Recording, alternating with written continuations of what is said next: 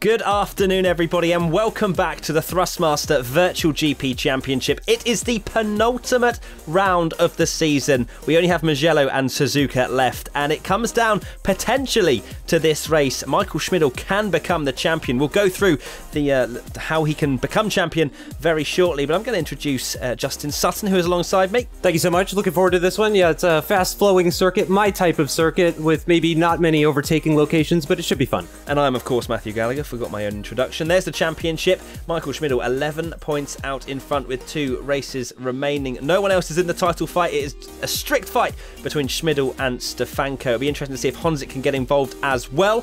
And it looks like it's a sunny day here for this penultimate round of the season. There is the championship scenarios. Michael Schmidl will become champion if he wins and Stefanko finishes no better than 5th. You can see the rest of the permutations on your screen. But if it goes down to a tiebreak, Schmidl will win because he has had more wins over the course of the season. So that should be very interesting to see how this pans out. But Stefanko's been on a very, very good little streak recently.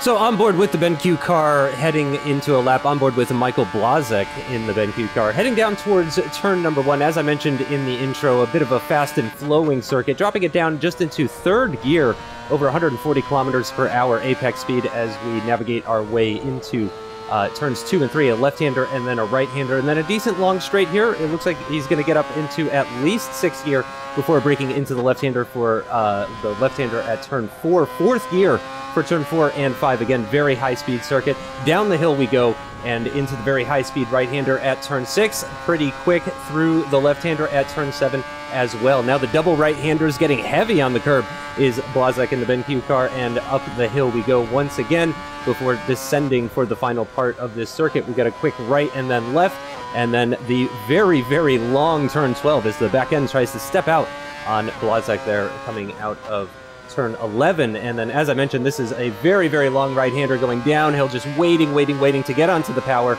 Into the chicane now we go as we head into the final corner, which is another very, very long corner, a left-hander this time, slightly downhill as well, similar to turn 12, as we finally get onto the power coming out of the corner at well over 200 kilometers per hour and accelerating towards the finish line, and that is a lap of Mugello.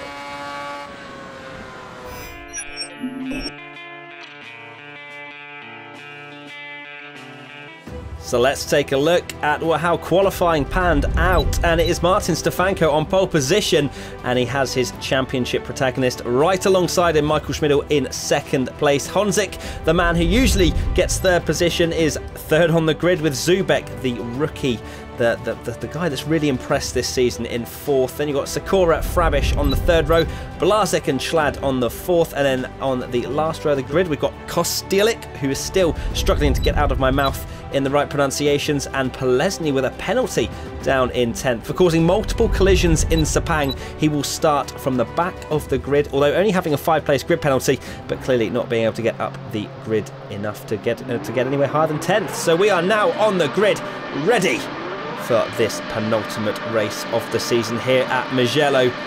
The lights, the drivers are waiting for the lights to come on now. Quite a long wait. We've got 5 red lights, and we're away for the penultimate race of the season. Looks like Stefanko gets away pretty well indeed. Schmidl will try and challenge him into turn 1, but nothing doing. That looks like Sakura having a look up the inside, getting caught on the grass slightly against Zubek there. Coming into turn 1, it's very close between the leaders. Schmidl trying to go all the way round the outside. Can he pull that one off? They're still side by side. This is for the championship, remember. Stefanko still sitting up the inside, trying to make sure Schmidl doesn't get through, but he does. Michael Schmidl in that big shot car takes the lead. Petr Zubek up to 3rd and challenging Stefanko now. Stefanko going onto the grass slightly, I think, through turns 2 and 3, but Michael Schmidl crucially, Justin, into the lead. Yeah, incredible side-by-side battling through turn 1, turn 2, and eventually turn 3. Schmidl eventually coming out on top ahead of Stefanko, which is exactly what he needs to do in this race if he wants to pick up the championship here in 2017.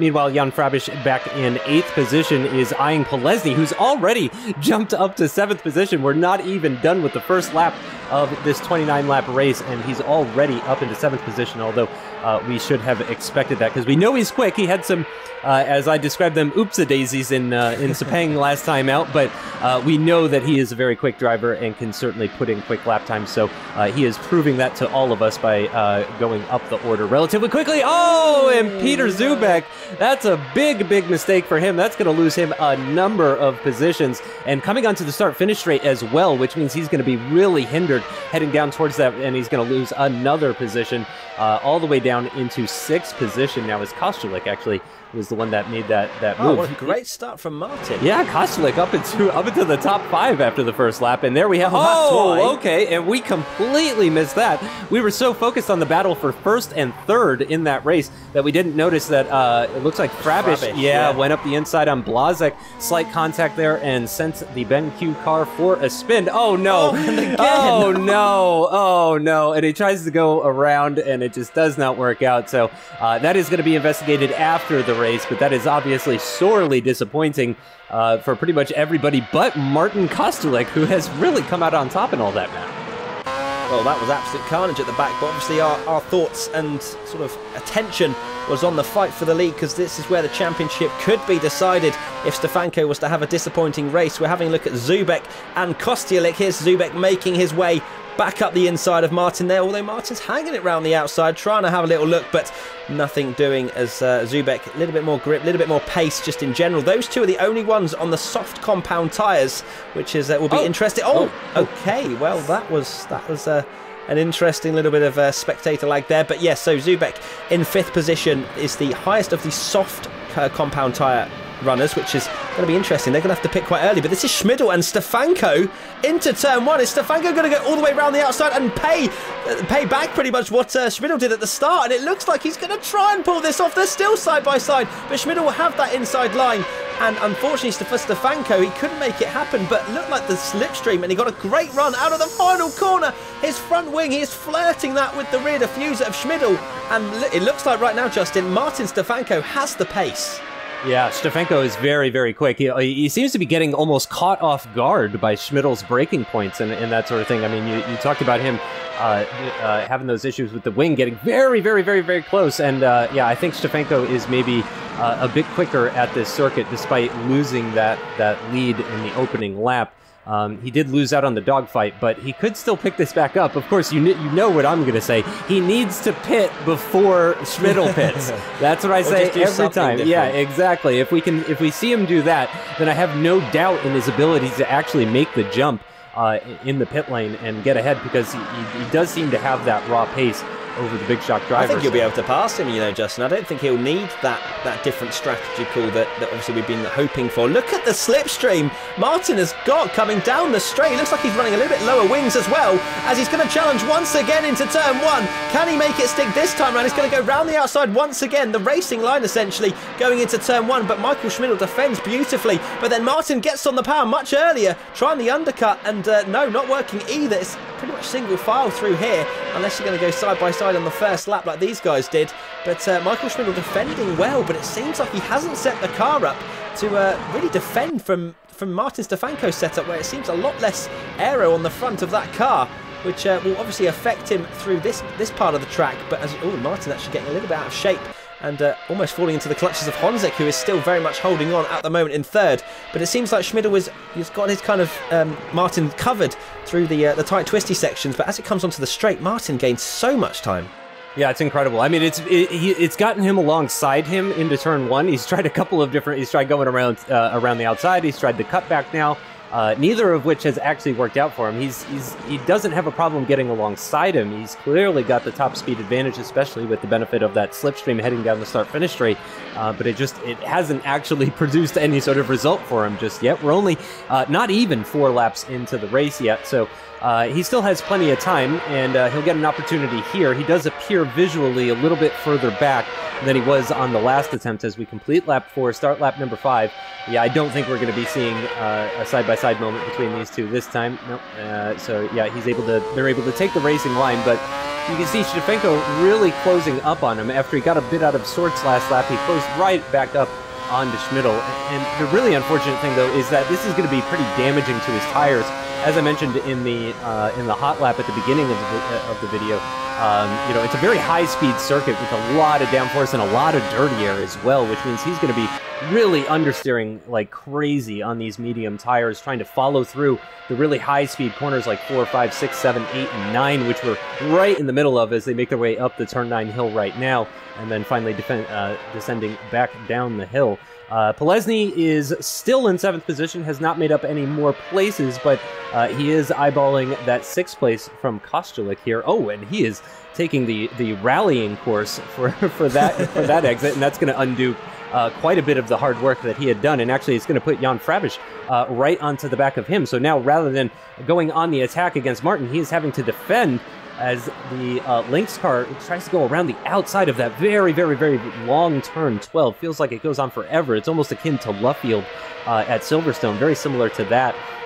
But Polesny does manage to hold on to that 7th place position as they head into the final corner. We'll see if he can do anything about Martin up ahead as they come to start lap number 7. Stefanko's getting close. I'm just looking at the split times, and it went down to 0.2 of a second at one point, but Polesny also getting very close indeed to Kostielek going into turn 1. Kostielek was so defensive on the inside, which is going to really compromise his run through turn 1. There's a bit of contact. Frabisch is watching from behind, hoping that these two take each other out, but no, Kostielek has to lose that position to Polesny, who will also be struggling, Will Martin, on those soft compound tyres, and he will probably fall back behind Frabisch very shortly as well. Richard Chlad about to join this battle as well, so Polesny, I imagine, will start to pull away now if he doesn't make any more mistakes like we saw the lap before. But right now, my attention is turning to 1st, 2nd and 3rd. Honzik is holding on beautifully at the moment to the leaders, which we haven't seen too often from him this season. It's been more of a 3rd place, not really anyone troubling from behind, not really anyone troubling in front, as that is... Oh, Kostielek's coming under pressure again now from Frabisch, who is going to go around the outside after taking the inside line, but there's contact. Oh, both of the cars are taken out. Richard Chlad says, thank you very much indeed, my friends, and so does Michael Blazek, the man that we ran that hot lap with a little bit earlier on, and, well, there's been one too many incidents for my liking. These guys really need to start working on their spatial awareness, and Kostielek really needs to work out where the black stuff is as well as he runs wide again, P10, and, well, he's back where he unfortunately has belonged for these last few races. Yep, so he had his brief moment in the spotlight, reaching the dizzying heights of 5th position, nearly double-digit points, but unfortunately that has all come crashing down for him. Meanwhile, Polesny now does have to worry about Blazek actually going around the outside at turn 1. This is really seems to be the move attempt that we've seen the most, around the outside at turn 1. That really seems to be the go-to for most people, and Blazek has executed that fantastically, actually. Moves himself up into P7, and Polesny, potentially with some damage after all of these incidents, loses the back end coming out of turn 3, I believe that was. Yeah, that was turn 3.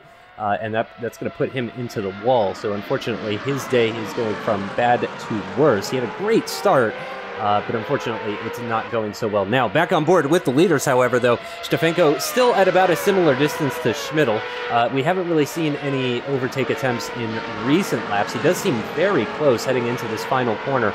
But once again, pretty high speed and difficult to follow another car. Here we'll get a replay of what happened between Martin and Frabisch, and yeah, just a little contact there. We can see it from Chlad's point of view, actually, as they're coming out of turns 10 and 11 down the hill. And yep, I think that's possibly Martin's fault. I mean, he kind of just drove into the back of that Lynx car, and then there's the oversteer moment that we saw from Polesny earlier that has dropped him back down into 9th position. He's not far off Frabisch, and there was a small point there, Matt, where it looked like we were going to actually have potentially a 5-way battle for 6th position, but unfortunately that has all been dissolved away.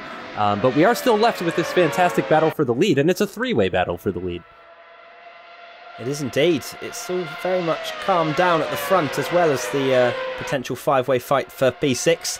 The guys at the front just seem to be in a bit of a zone at the moment. Schmidl holding on just about, although Stefanko is just ready, just praying for that one mistake from that big shot drive that we have seen so little of this season.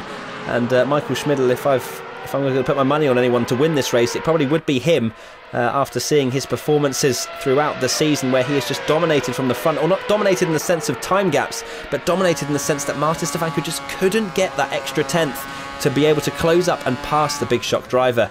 But if there's ever a race that he has looked quicker than Michael Schmidl, it's definitely today, as we now look right on board with Polesny, who's probably got a little bit of damage after hitting the wall, and I imagine we're going to see some understeer potentially, although it doesn't seem too bad if we compare it to Frabish in front of him. It's also worth mentioning this is the first time that the Thrustmaster Virtual GP Championship has come to Mugello, so this is a new one for all the drivers as Zubek comes into the pits out of those soft compound tyres. I'm assuming he is going to go onto the mediums for 20 laps. The medium soft and super softs are available for this race, but there's going to be higher tyre wear expected, so actually it may well be a two-stop here this afternoon, so we might have two sets of mediums for Zubek, who is currently in the pits, because it's not going to go 20 laps if the softs can only go 9. And the temperature's right now 20 degrees air temperature, 26 degrees track, so it's not overly hot, but it seems just with all these sort of tight twisty sections of corners and the sort of medium speed corners, it really takes it out of the tyres, Justin. Yeah, for sure. Yeah, especially if you're following somebody, which Martin Stefanko has been doing now for darn near 9 laps. But he's going to be feeling it. I imagine these guys are going to be going for a one-stop, or at least trying a one-stop strategy here. Oh gosh, and that is very deep for Stefanko into the final corner, and that is really going to hinder his ability to mount any sort of attack heading into turn 1 at the start of lap 10. Oh, I tell you what though, Justin, there's quite a bit of a slipstream going on here. I'm not so optimistic. I'm not so optimistic. Yeah, you have. You've done it. I thought he had a much better run than he actually did, but maybe Schmidl had an extra power boost. But Hanzik as well really does not seem to be closing up on these guys. I wonder if Hanzik is geared for these high-speed corners, if he's running a lot higher down. I think Hanzik is probably on the ragged edge, literally with his eyes falling out of his sockets with the fact that he's staying with these two aliens. So I think he's doing a fantastic job, and he's just waiting to see if anything unfolds in front. Right, which certainly not likely, as we get a fantastic view of all three of these contenders, of course, with Yaroslav being the only driver opting to go for the gloves on this particular occasion. So neither of the other, they're using bare hands, get that feel on the racing wheel. But I respect that. Racing gloves, I don't understand really why, if I'm honest, unless you're doing a 24-hour race. But yeah, we're coming to the end of lap 10 now. I got to say one thing that I didn't get to mention before. Peter Zubek down in 9th position after making that stop earlier. I was really disappointed. Oh gosh, and another lockup, and another. I was going to say, he would have a good chance. Excursion. If he'd, nailed that corner. Yeah. Sorry, you were saying, Justin. That's really unfortunate. But yeah, Zubek. I mean, he's not been that far off of the top 3. He's gotten podiums before. He's bested Hanzik in the past that we've seen. So. Considering he was on the softer compound tires, I was a little bit disappointed that he wasn't able to better keep up with the leaders, because he did have, of course, that pace advantage early on in the race, but regardless, unfortunately dropped off. So I was kind of hoping this could have maybe even been a 4-way battle, at least in the early stages when Zubek was on those softs, but alas, that is not the case, as Polesny is now going to come in, possibly for a bit of repairs in addition to his tire change. Yeah, and it's also worth mentioning as Polesny comes into the pits is that there has been a rule change into this race weekend, and that is the reason why we've got 2 stops this afternoon, is because the rule is that the driver has to use 2 different tyre compounds is still in, but the hard compound tyre has been banned for this race, hence the use of the medium, the softs and the super softs, which is obviously giving us more of a strategy element to keep an eye out for us as commentators, but also nice to see the drivers having to do more than one stop, which we've seen pretty much throughout the entire season. It's been one-stop races. So that's quite nice to see. Obviously Frabish returning as well to the Lynx racing car, and Richard Schlad, although he had a very poor start to the race, he's back up in 5th place now, making his return to the Effective Racing car, as we now have all 3 of the leaders into the pits. And look how close Stefanko is in the pits. That is extremely close, and if he has a better pit stop, he could come out in front here. Yeah, absolutely, as they are all in the box now and prepare to get going, and it is that is very close. I would love to. Yeah, okay. I wasn't sure if Stefanko actually got out ahead of Schmidl there. Schmidl did leave his pit box first, but of course Stefanko had a further forward pit box, so I wasn't sure how that was going to play out. And unfortunately, that seems to have hurt Hanzik more than anything else. Yeah, Hanzik, I would say, lost about a second in the course of that pit stop phase. Yeah, around half a second maybe. He's not too far away, but at the end of the day, I don't think he was really... I mean, he's just about hanging on at the moment. There's not any DRS to make advantage of in this series, unfortunately, for Honzik. So it's not as if he's losing out on a DRS train or anything. But right now, he's just sitting in third and just praying to God that Stefanko and Schmidl have some kind of fight like the one we're seeing now with Blazek, Frabish and Polesny. And, well, that's getting very close indeed. And Polesny is on the soft tyres. So he has decided to go for that quick middle stint, and like all the other drivers that are on the mediums right now. So we'd imagine that Polesny, who is at the back of this pack right now, to fly through ahead of these two. But right now it's quite difficult because Blazek is trying to pass Frabish, so he has to be very careful after the mistakes that Polesny has already had. And Polesny, he's a guy that we're used to seeing in that sort of mid-pack 4th, 5th, 6th position, but he's down in 9th at the moment and having a very poor race, which is unfortunate to see. But hopefully he'll be able to pick his way back up as Blazek goes very wide indeed. Could come under pressure here. Oh no! He's just driven straight into the back of him, if I'm not mistaken. Yeah, I could see just barely that Blazek was kind of hesitant on deciding where he wanted to go to defend for that turn 12 they were coming up to.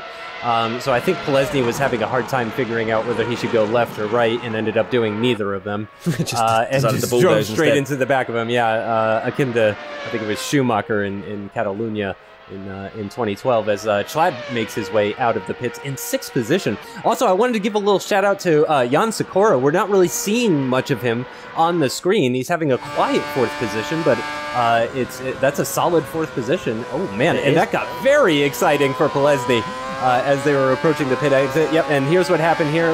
Yeah, so he couldn't decide which way to go and went neither way and just straight into the back of that BenQ car, and that sends him off into the gravel, and that's going to lose him a whole bunch of time. So Polesny's day goes from worse to worser. I'm having a hard time coming up with adjectives for that one, but back on board with the leaders, and there we go. It looks like Stefanko finally had a decent run out of that final corner. Yeah. Whether I'm not going to call he's going to have a run into the final corner. He's going to get pretty close indeed, unless he decides to do a Daniel Ricciardo dive bomb, which I imagine... Whoa! Oh, wow, he's going very late on the brakes into turn 1, but he's got nowhere really to go. He wasn't really that far around the outside to manage a move into this next corner, but... Well, Stefanko is all over the back of Michael Schmidl. This is what we've dreamed of this entire season, is these two to actually fight on track, and my days, we've got a fight on our hands. If Stefanko wins this race and Schmidl finishes in 2nd, we will have a straight dogfight for this last race in Suzuka. Can you imagine that, Justin? These two will fight for the win in Suzuka for the final race of the season, and whoever beats the other person will win the championship. I mean, that's what I'd like to see. So for me, I should be unbiased, but I would love, as the spectacle, for Stefanko to win this race. Yeah, without question. Just like you said, for the entertainment value at that race, I mean, you can't really pick a much better race for the finale than Suzuka. It is truly a circuit for the drivers and the spectators alike. Lots of overtaking opportunities, very high-speed changes of direction. Really puts the drivers to the test, and it's a circuit everybody knows, just absolutely inch by inch. Everybody knows that circuit extremely well. Once again, Martin Stefanko does manage to navigate that final corner without any sort of lockups or anything. Again, he does appear to be a little bit too far back to make any sort of moves heading into the first corner at the start of lap 15. Just about at the halfway point of this race now. And I have to agree with you, Matt. I do think this is actually going to be a 2-stop, which I think is actually going to be really good for the show. I'm really happy that we're getting a little bit more pit stops. 3 maybe would be too much, but I think 2 is just about right. Puts these guys potentially back in some traffic as well. Now, luckily for them, Honzik came in on the same lap as them, and even Sikora came in on the same lap as them. So the top 4 all pitted at the exact same time. So they didn't have to worry about any traffic or anything like that when they came in. But certainly when you have 2 pit stops, it brings that sort of thing into play. Having a quick look at Peter Zubek, who is running in 5th position, and I imagine he's going to be eyeing that 4th place position of Jan Sikora. Here we go into the final sector now with the leaders. Once again, you can see Stefanko just taking a slightly wider line, possibly just trying to stay out of the dirty air or just being affected by the dirty air as he tries to get his way through the corner. But into the final corner we go, and will this be an overtake attempt? He definitely seems close. It's so hard to tell. It's a very, very long straight, though. Of course, these guys have... Schmidl's going to get defensive, trying to break the toe, so I think he's worried about this turn one. Yep, he definitely appears worried, although you wouldn't be able to tell on his face, because, of course, he is poker-faced during these races. But, yep, not able to get alongside that time. Bit of a lock-up into turn one as well. But it's not over for Stefanko yet. He's got another pit stop still to make, and could try something different, potentially. He really seems to have the pace advantage. He just can't get by.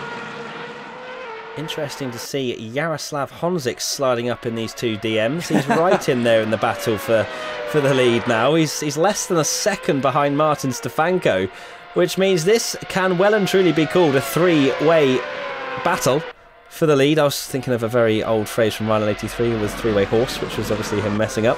But I was back in the Apex Online racing days. But Jaroslav Honzik, we're riding on board with him as if the race director can hear us. And a 1:21.0 is I think. Oh no, is that Martin sorry, Michael Schmidl making a mistake? I think that is. And Martin Stefanko is smelling blood. And yeah, it's almost as if he followed him into a lockup there. And Honzik just watching on in third. But I think he set the fastest lap of the race that time round with a 21.0. And my days, Martin Stefanko could have a very good run going down towards turn one. And we're having a great view. It's brilliant to watch from Honzik's point of view. We're now on board with Stefanko going towards turn one. Schmidl's going very defensive, and he's going to cover that inside line, is he? Yes, he is. And Stefanko moves. Oh my days, so late on the brakes, and he's got that side by side now. And Stefanko is going to take the lead all the way round the outside. What can Schmidl do? Nothing. Stefanko takes the lead. Schmidl drops to second place, and all of a sudden the championship has changed hands dramatically. Oh man, Stefanko getting his elbows out. That's what I like to see. That was good stuff. That was his racing line, and he declared it as such. He said, "This is my piece of track, and I am going to do with it as I please." And Schmidl rightfully conceded that position because clearly Stefanko was already ahead at that point, so really nothing the Big Shock driver could do on that occasion. But Honzik now, I mean, this is something that I think we've mentioned in commentary in the past, but of course, you know, the mind of a racing driver. Honzik sees Schmidl get overtaken by Stefanko like that, and immediately that gets, like, you know, the adrenaline pumping. He knows he's got a chance here because he knows that he's fast enough not only to keep up with these guys, but to catch up to them. Because remember, he lost a second or so in the pit stop phase and actually closed back up to these guys, and they weren't really doing all that much battling. So it would be really great to see Honzik get buoyed by that overtake from Stefanko, who has already pulled a gap on Schmidl. So I think we can pat ourselves on the back here, Matty, because clearly we were right about Stefanko having that raw pace.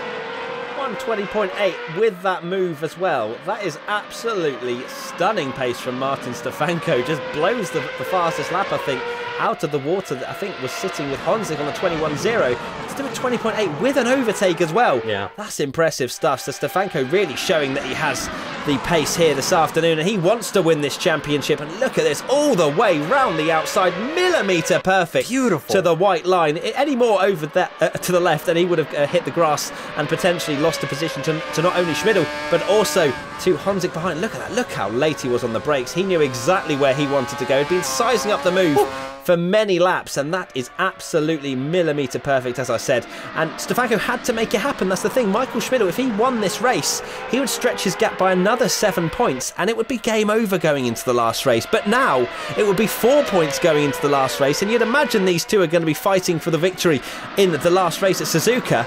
It's just wide open. Yeah, this is incredible stuff. And in fact, if they want to open it up even more, Honzik could get by Schmidl, actually, and change that from 7 points to 10 points, which would mean they would just be 1 point apart heading into Suzuka, which would be truly incredible. But I don't think it's going to make a huge difference, because I think regardless of what happens here today, the two men that are going to be battling for the lead in Japan are going to be Martin Stefanko and Michael Schmidl. You know, it's great to see Honzik getting involved, but I'm going to put my money on those two guys as being the leaders in Suzuka. You'll get very good odds. No, I don't think I would. Not going to get very good odds for that. Zubek, though, into the pits. Another driver similar to Sakura, who we haven't seen a whole lot of since the start of the race. He's into the pits for his second and final pit stop, one would assume. That was at the end of lap 18, so he still has 11 laps to do on this set of mediums, which I think we saw drivers doing at the beginning of the race on high fuel, so I think Zubek should have no problem getting to the end on these mediums, unless he's doing something really crazy with these tires through the high-speed corners. But again, Jan Sikora, again, I got to give him a little shout-out. It's not been the most exciting race for him, but, 12 points is 12 points. He's kind of taken the place of where we might see Zubek and Polesny battling, but instead it is Jan Sikora with that dominant 4th position. He's got a big old gap behind, a big old gap ahead. It's a boring race, but hey, double-digit points, he can bring those home today, and I'm sure he would be very happy with this result. He would indeed. Again, the first, second and third place battle seems to have calmed down just slightly as we turn our attention to Frabish, who is right behind Richard Schlad.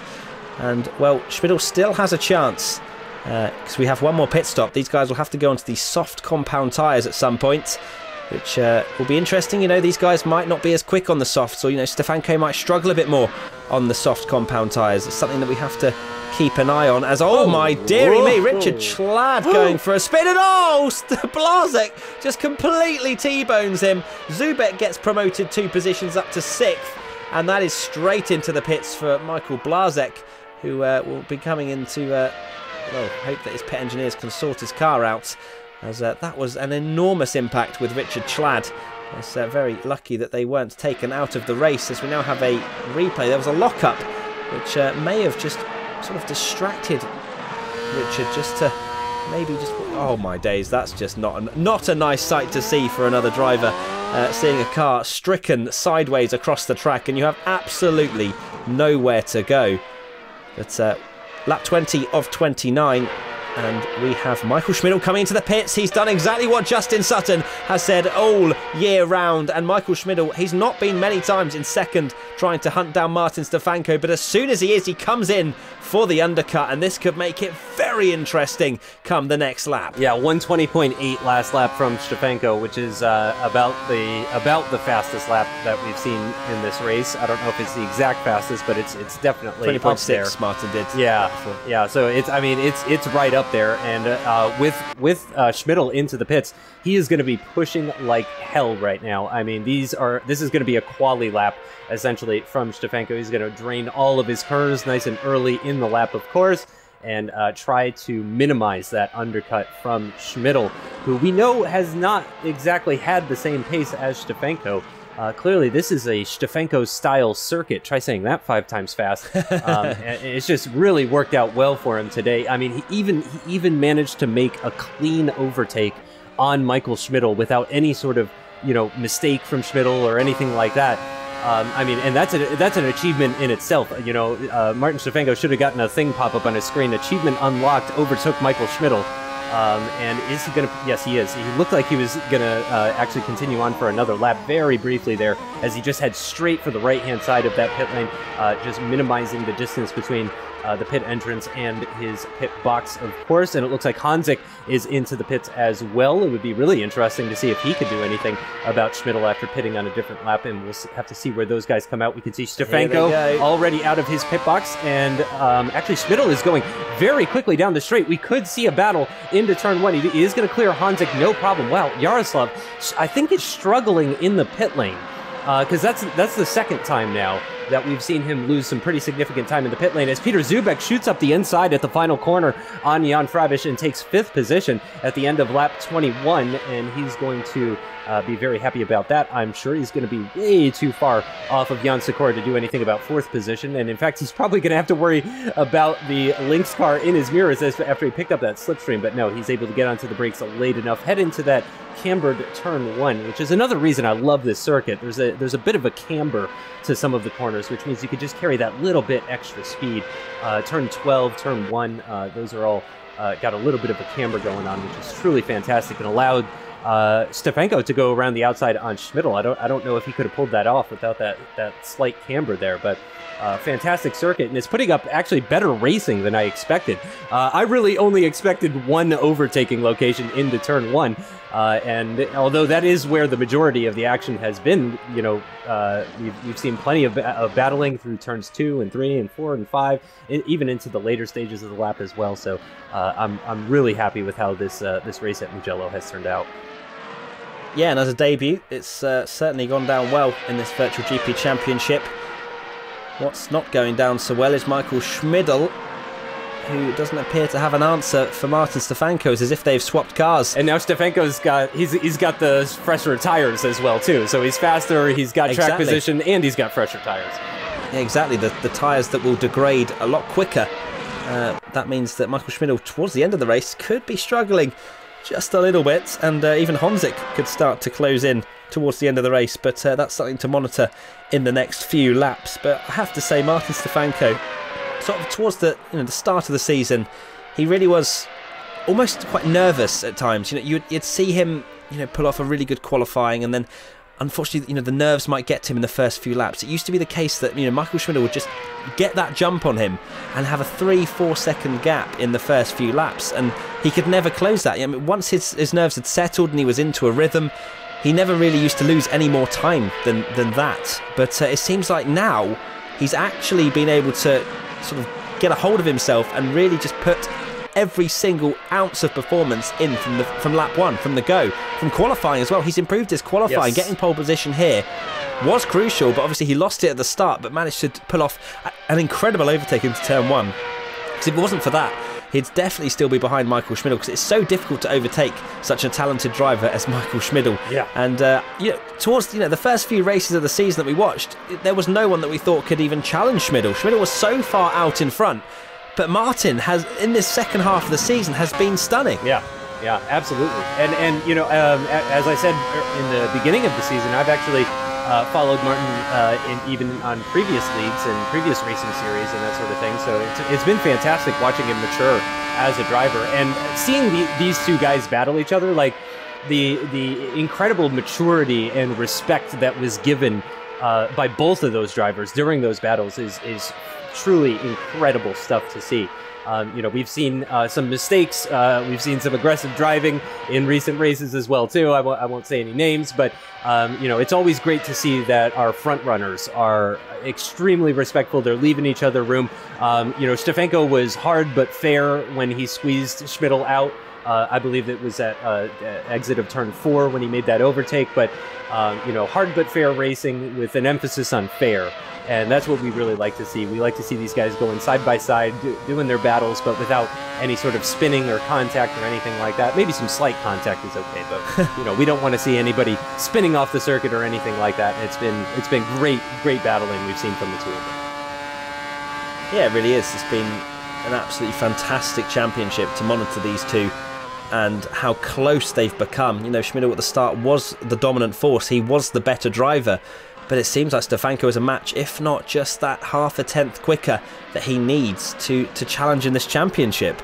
So there they are, and just the body language of Stefanko is something I was noticed when you were talking a minute ago, Justin. It just seems a lot more relaxed than perhaps he was at the start of the season. He was a lot more tense, and especially at the start of the race. I remember when we visited them, or I did at least. Unfortunately, you didn't go, Justin. You were a bit far away. But I remember, Martin was saying how nervous he was after qualifying, and it's just that sort of thing that he seems to have just calmed down, which is fantastic to see. As we were on board with Blazek, we're having a look at Blazek, trying to challenge Polesny into turn 1. He's on those soft compound tyres, Polesny on the mediums, and you would imagine Polesny, being the quicker driver, would be able to pull away, but clearly the compound difference here is quite big, as it's very reliant on front end grip around this track, and that's exactly what Blazek will have on those soft compound tyres. And you can just see just a little bit quicker through the corners, but he'll have to get a pretty good run out of the final corner and a nice late braking manoeuvre in order to get past a talented driver such as Polesny.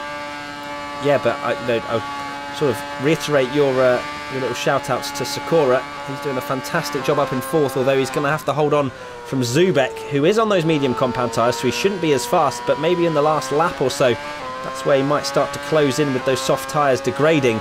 But if Sakura was to come home in 4th place, that'll be probably his best finish. Well, it would definitely be his best finish of the season, which is great to see as we are coming to the end of this Thrustmaster Virtual GP Championship for 2017.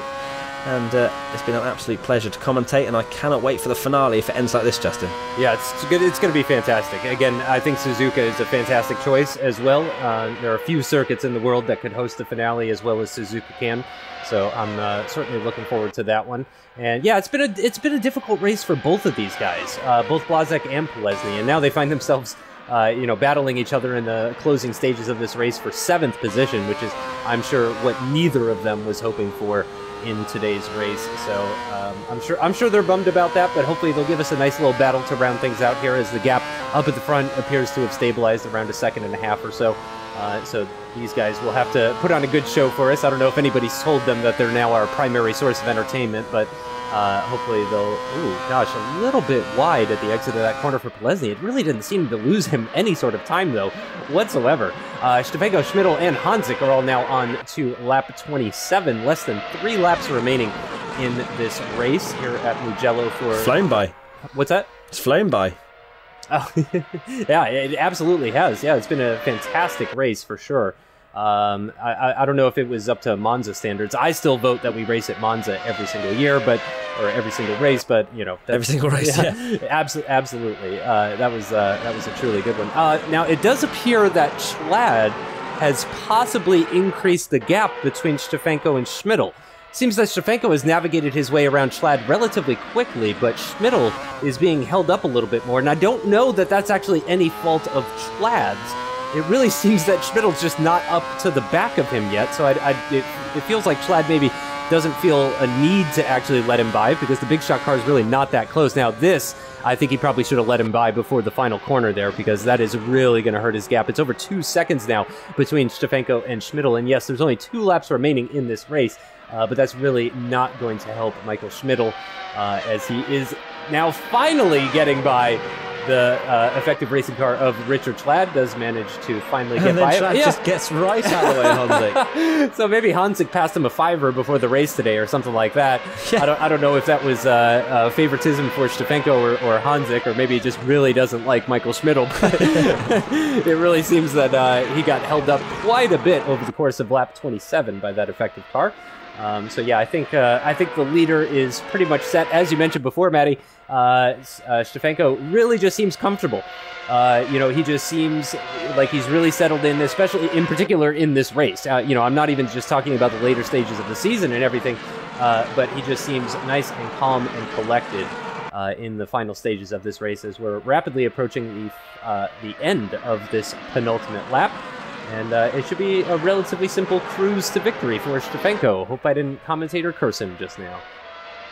Let's hope not, because if it stays this way, then it is down to the final race of the season. Stefanko versus Schmidl for the... I can't believe it's coming down to the last race, and pretty much from Hanzik last lap. Wow, that's almost Stefanko. That's up there with Stefanko pace. Yeah, that's a very good point. And Schmidl with those 1 lap older tyres means that he could come under pressure here, which would be very interesting on this last lap, but we'll monitor that. But either way, I don't think it'll really impact the championship, because Stefanko versus Schmidl, it'll be a fight for 1st and 2nd. Let's not lie to ourselves. And there's a 7-point gap between 1st and 2nd, which means it is whoever wins in Suzuka takes the championship, and that is a mouth-watering prospect. Yeah, for sure. I agree. 21.7 for Stefanko that last lap. What's going on there? Oh, yeah, that is not particularly rapid. I mean, he is now on the last lap. 0.7 seconds Hanzik now behind. 0.6, let's go. Interesting. I wonder if Stefanko was backing him up. We could always get into that conspiracy theory. Maybe Stefanko was backing him up into Hanzik. No, he's not that close. You can't say that. But yeah, because Stefanko has a lot more to lose if he was to back Schmidl in, because he's not going to gain anything from Hanzik really passing him. Oh, lockup as well. Is Hanzik going to challenge for P2 here, Justin? Yeah, it's going to be very, very close heading into the chicane now, essentially the penultimate corner. That's actually 1 corner on the track map, the left and then right. But into the final corner we go, and Honzik is going to need an almighty slipstream. He does hug the inside much better. Oh, no! Oh, he had a little laugh. With that little oversteer moment. And look at the smile on his face. Martin Stefanko, though, comes over the line to win here in Mugello. What a fantastic drive. Absolutely faultless, apart from the start where he lost the position, but he got it back, and it was a brilliant drive. And Michael Schmidl will come home in that second place. So close. Honzik, you can see he's so like... he's happier about third than Stefanko is about winning. Yeah, I think he was also laughing at the fact he was like, I nearly got him, man. I nearly got him. If he had just gone on that power and not lost the back end, it could have been a side-by-side jobby in over the line there. But so Honzik does come home in third, and I think he's very happy just to see that he's back on the pace with the leaders. That was a good race from Honzik. Yeah. And Sikora, P4, fantastic drive from him. Stays ahead of Zubek, who finishes 5th after that disappointing start to the race. Then you have Frabish, who's still going, and he's about to come over the line now. They're in the low 21s. He comes and weaves over the line. Then Polesny, very disappointing race for him. Started at the back. Chlad's in the pits, apparently. Interesting. And, well, there you go. Blazek coming over the line. You can see they're all mentally drained, especially Michael Schmidl looks a little bit down, to be honest. He looks a little bit annoyed with himself, maybe because he let that move go. And he didn't really need the pace, but he just needed to stay ahead. And he couldn't defend.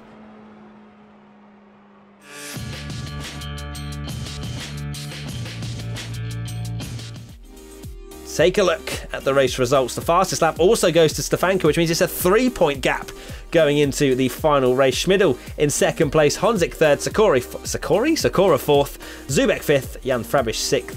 Then you've got Wojtek Polesny 7th, Michael Blazek 8th, Richard Chlad in 9th, 1 lap down.